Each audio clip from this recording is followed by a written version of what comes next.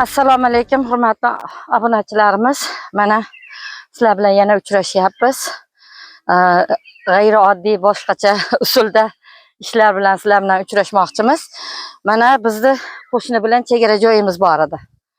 Mana shu yerda itlar o'tib, mana ekinlarimizni payhon qilib yuryapti. Shuning uchun men o'zimizni qo'limdan kelgancha bobo dehqon katta yerlarimizni ekish bilan avvora bo'lganligi uchun men o'zim mana shu ishda bilan shug'ullandim.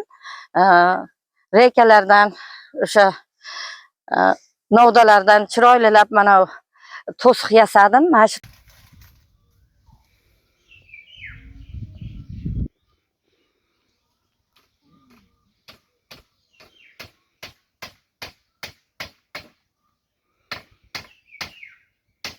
to'siq qo'yib qo'ysak, keyin o'sha setkani ham ustiga tortishimiz mumkin.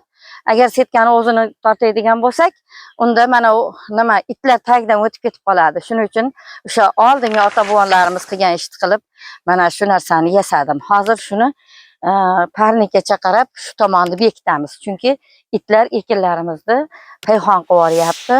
Shuni o'tadigan yo'llarni to'samiz. Hurmatli obunachilarim, ertamatanda men o'sha yerimda haydatib keldim. Suvlarni qo'yib bo'lgandiku. Hozir haydatib badana qizdirib qo'ydim. Ertamatdan xudo xolasa ekish bo'ladi o'shanda. Kelishga momo dehqon ish boshlab qo'yibdi deng. Tomog'ani kelsam mana bunaqa ishoyapti. Endi qarashmasang yana bo'lmaydi. Mana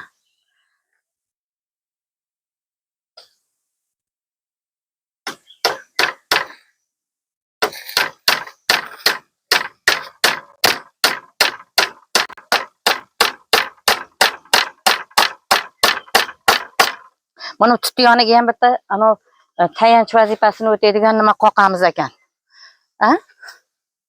Shu mashika qoqamiz ekan. Mayka.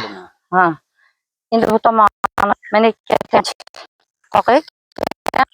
Mana mayka qoqsak, o'shandan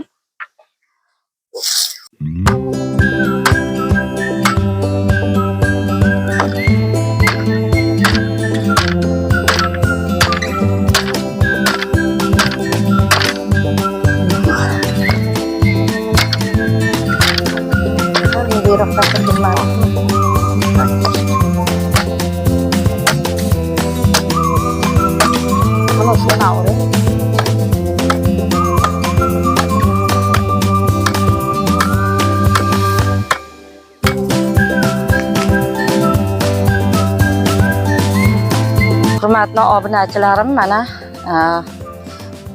havo isib qoldi. Qolganini davom ettiramiz. Ham dehqon boboni narigi yerga chaqirib qoldi. Menga yordam berayotdi. Mana it o'tmaydigan holatda qilib qo'ydik.